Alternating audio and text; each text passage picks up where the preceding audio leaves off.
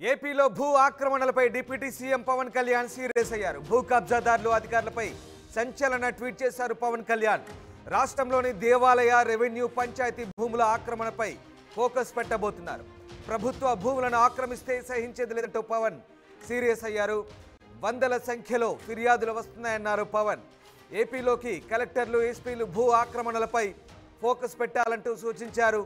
ఫిర్యాదుదారుల నుంచి కంప్లైంట్ తీసుకొని చర్యలు మొదలుపెట్టినట్టు పవన్ కళ్యాణ్ సంచలన ట్వీట్ చేశారు. స్క్రీన్ పై మీరు ట్వీట్ చూడొచ్చు. భూ ఆక్రమణలకు సంబంధించి పవన్ కళ్యాణ్ చేసిన ట్వీట్ అది. రాష్ట్రంలోని దేవాదాయ, రెవెన్యూ, పంచాయతీ భూముల ఆక్రమణలపై ఫోకస్ పెట్టాలంటూ అధికారులకు ఆదేశాలు జారీ చేశారు AP deputy CM Pawan Kalyan. ముఖ్యంగా భూ కబ్జాదారులు అధికారులపై ఆయన సంచలన ట్వీట్ చేశారు.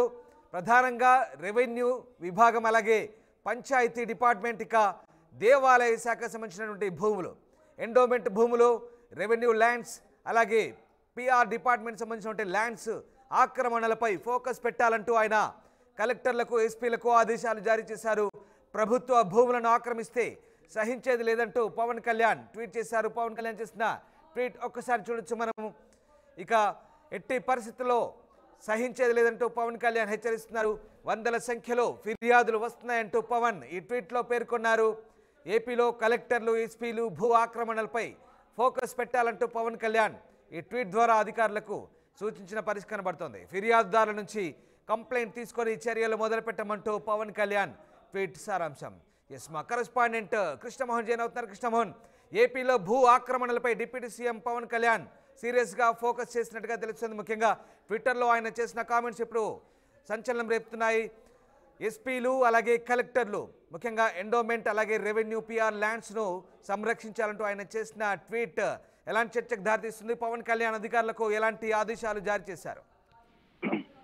బేసిక్ గా పవన్ కళ్యాణ్ చేసిన ట్వీట్ అంటే ఇప్పటికే రాష్ట్రంలో కావచ్చు, గడిచిన 3 టర్ములకు సంబంధించిన వ్యవహారంలో ఆంధ్రప్రదేశ్ లో రెవెన్యూ, దేవాదాయ శాఖ, పంచాయతీ భూములు చాలా వరకు ఆక్రమణకు గురయ్యాయి. చాలా ప్రాంతాల్లో దేవాదాయ శాఖకు సంబంధించిన భూములు స్టిల్ ఇప్పటికీ కూడా కొందరు పెద్దల చేతుల్లో ఉన్నాయి అనేది. అంటే గతంలో దేవాదాయ శాఖలో పనిచేసిన మంత్రులు కూడా ఎక్కడెక్కడ భూములు ఉన్నాయి అసలు లిస్ట్ అవుట్ చేయాలనే ఒక ప్రయత్నాన్ని గతంలో దేవాదాయ శాఖ ప్రభుత్వం చేసింది. దాన్ని లిస్టు పూర్తి చేసే టైంలోనే కొంత దాన్ని మళ్ళీ ఒత్తిళ్లు రావడంతో అయితే చాలా వరకు దేవాదాయ శాఖల భూములు ప్రధానంగా పొలిటికల్ లీడర్స్ చేతుల్లోనే ఉన్నాయి అనేది చాలా వరకు తెలిసిన పరిస్థితి. అయితే అలాగే రెవెన్యూకి సంబంధించి కావచ్చు, లేకపోతే పంచాయతీలకు సంబంధించిన భూములు కావచ్చు, వీటన్నిటిలో చాలా పెద్ద ఎత్తున భూములు పెద్ద స్థాయి నాయకుల చేతిలోనే ఆక్యుపైన్ లో ఉన్నాయి, ఆక్యుపేషన్స్ లో ఉన్నాయి. దీనికి సంబంధించి చాలా సార్లు ఫిర్యాదు వచ్చిన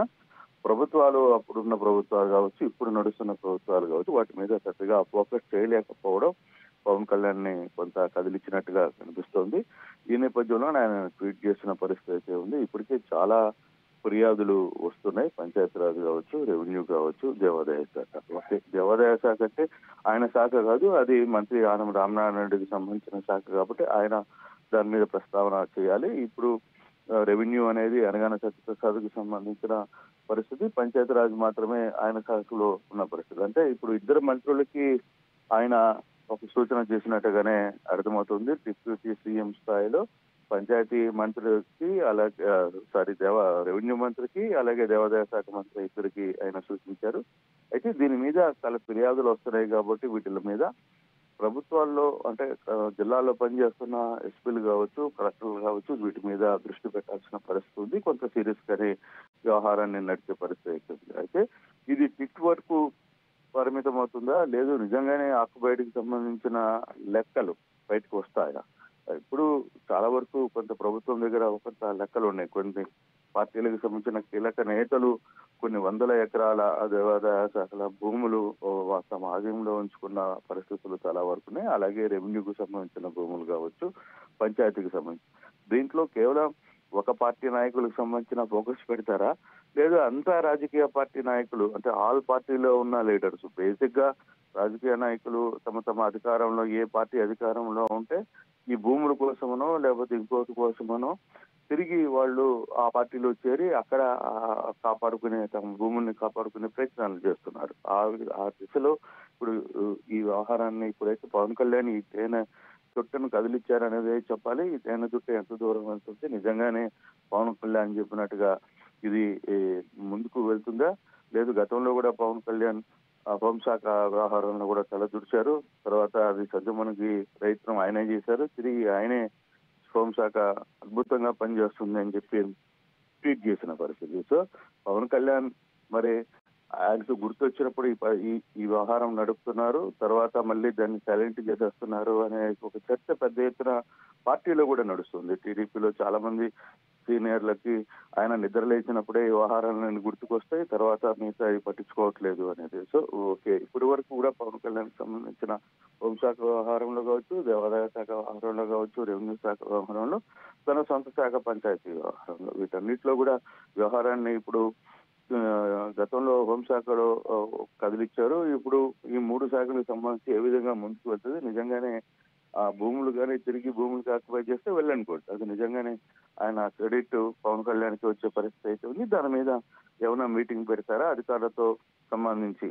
అంటే కేవలం అధికారులతో మాత్రమే కాదు, జిల్లా ఎస్పీలతో కూడా మాట్లాడాలి, కలెక్టర్లతో అన్ని జిల్లాల కలెక్టర్లతో మాట్లాడాలనుకుంటే అది డిప్యూటీ సీఎం స్థాయిలో ఆయన కండక్ట్ చేసే పరిస్థితి ఉంటుందా అనేది కూడా చూడాలి. అది ముఖ్యమంత్రి చేయాల్సిన పరిస్థితి. కాబట్టి సో ఏదేమైనా ఇప్పుడు జరుగుతున్న వ్యవహారం అయితే ఒక మంచి నిర్ణయానికి అయితే పవన్ కళ్యాణ్ తెరలేపారు. చూడాలి అది ఏ విధంగా ముందుకు వెళ్తుంది అనేది చూడాల్సిన పరిస్థితి అయితే కనబడుతుంది. రామదాస్, లా అండ్ ఆర్డర్ వ్యవహారాల్లో నేరుగా జోక్యం చేసుకుంటున్నారని భావించాల్సి వస్తుందా, లేదా మంత్రికి కేవలం ఒక సూచనగానే, ఒక డిప్యూటీ ముఖ్యమంత్రిగా ఈ ఆదేశాలు ఇచ్చినట్టుగానే పరిగణించాల్సి ఉంటుందా? అధికార పార్టీలో ఎలాంటి చర్చ జరుగుతుంది దీనికి సంబంధించి? ఇప్పటికే ఆయన హోంమంత్రిత్వ శాఖకు సంబంధించి మీరు చెప్తున్నట్టుగా ఆయన ఇప్పటికే అసంతృప్తి వ్యక్తం చేసిన నేపథ్యంలో మరి ఈ సంచలన ట్వీట్ ఎలాంటి చర్చకు దారితీస్తోంది?